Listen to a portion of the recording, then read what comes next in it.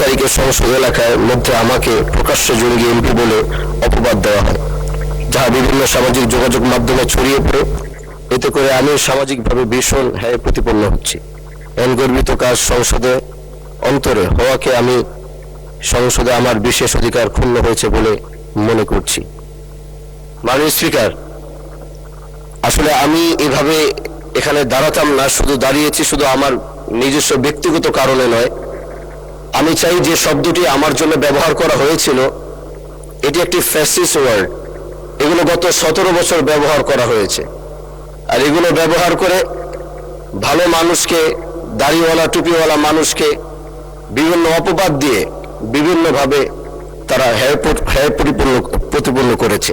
এজন্য আমি আপনার মাধ্যমে, শুধু আমি বিরোধী দল দেখে নয়, এখানে সরকারি দল বিরোধী দল উভয় এমপি মন্ত্রীরা যারা রয়েছেন, আমি চাই আপনার মাধ্যমে প্রত্যেকেই যেন তার সম্মান নিয়ে যেন থাকতে পারে, কারো যেন সম্মান আগামীতে কেউ যেন ক্ষুণ্ণ করতে না পারে।